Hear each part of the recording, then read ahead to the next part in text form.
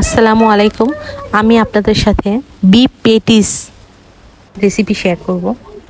এখানে আজকে আমি এখানে 100 গ্রাম গরুর মাংস নিয়েছি, 100 গ্রাম আলু নিয়েছি, হলুদ, মরিচ এবং লবণ 1 চা চামচ করে নিয়েছি, সয়াবিন তেল নিয়েছি।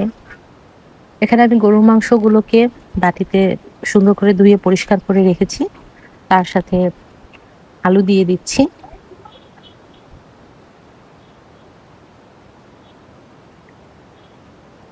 এখন আমি হলুদ, মরিচ এবং লবণ ঢেলে দেব।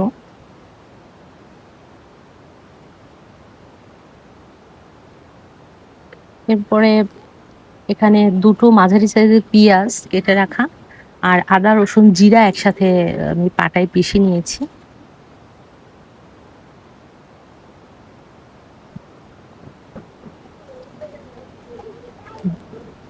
এখন আমি সয়াবিন তেল দিয়ে দিচ্ছি 3 টেবিল চামচ। এখানে একটু সয়াবিন তেলটা মোটামুটি লাগবে। এরপরে আমি ছোট একটি তেজপাতা, ছোট সাইজের 3টি এলাচ এবং 3টি দারুচিনি দিয়ে দিচ্ছি। তারপরে আমি সবগুলো একসাথে হাত দিয়ে মেখে নেব।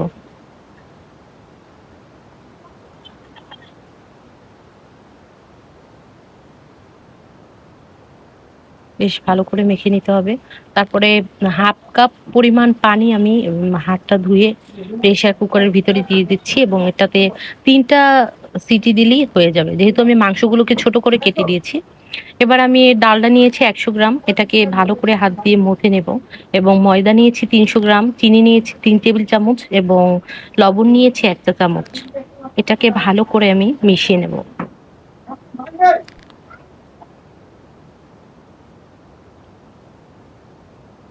সাথে আমি সয়াবিন তেল দিয়ে দিচ্ছি প্রায় 3 টেবিল চামচের মতন। হাত দিয়ে ভালো করে মুখে নিচ্ছি এবং ঠান্ডা পানি দিয়ে দিচ্ছি, নরমাল পানিতে। ভালো করে হাত দিয়ে মুথে নিচ্ছি, এটা সফট ডো করে নিচ্ছি। এবার আমি এটাকে রেস্টে রেখে দেব 10 মিনিটের জন্য। ভালো করে ঢাকতে হবে। তারপরে একটি রুটি বেলে নিচ্ছি, মোটামুটি পাতলা করে, একটু বড় করে বেলে নিতে হবে। মাঝখানে আমি ডালটা দিয়ে দিলাম, ভালো করে হাত দিয়ে এটা ভালো করে দেখে নিন আপনারা। মাঝখানে আমি পরোটার মতন ভাঁজ দিয়ে নিচ্ছি। এভাবে করে ভাঁজ দিয়ে নিতে হবে। ময়দা দিয়ে হাত দিয়ে চেপে চেপে নিচ্ছি।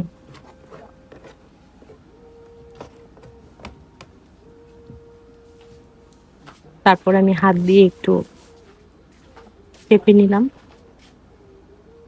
এরপরে উপরে ময়দা ছিটিয়ে দিচ্ছি।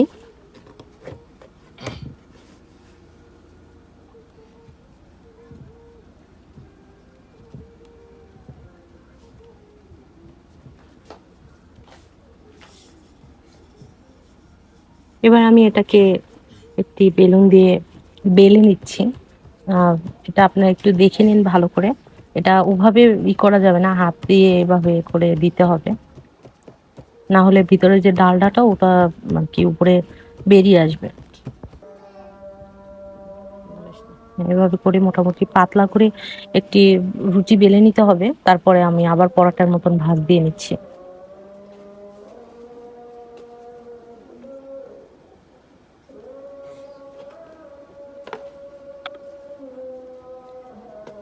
করে ভাঁজ দিয়ে এবার আমি এটাকে রেস্টে রেখে দেবো আধা ঘন্টার জন্য। ভালো করে ঢেকে নিতে হবে,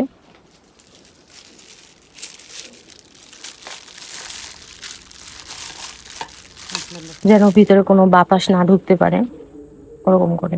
তারপরে আমি কড়াইতে 2 চা চামচ তেল দিয়ে নিচ্ছি পুরটা তৈরি করার জন্য এবং মাঝারি সাইজের 2টা পেঁয়াজ, 2টো কাঁচামরিচ কুচি দিয়ে দিলাম। এটা মোটামুটি ব্রাউন কালার করে ভেজে আমি ওই যে রান্না করা বিফটা ছিল ওটা ঢেলে দিয়েছি। এটা দিয়ে ভালো করে এটাকে নরম করে আমি 1 চা চামচ কর্নফ্লাওয়ার দিয়ে ওটাকে একেবারে শুকনো করে উঠিয়ে ফেলবো। এরপরে আমি আবার রুটিটাকে 30 মিনিট পরে বেলে নিচ্ছি।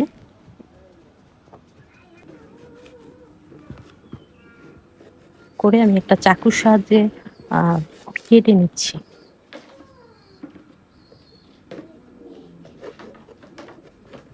চার কোণাচে করে কাটতে হবে,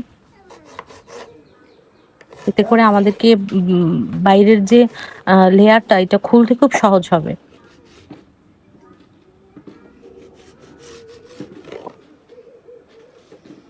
চার কোণাচে করে কেটে নিতে হবে।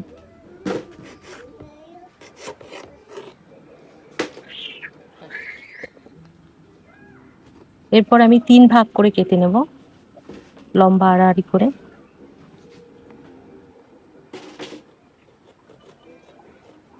যেহেতু আমি মোটামুটি সাইজের একটি পেস্ট্রি করব,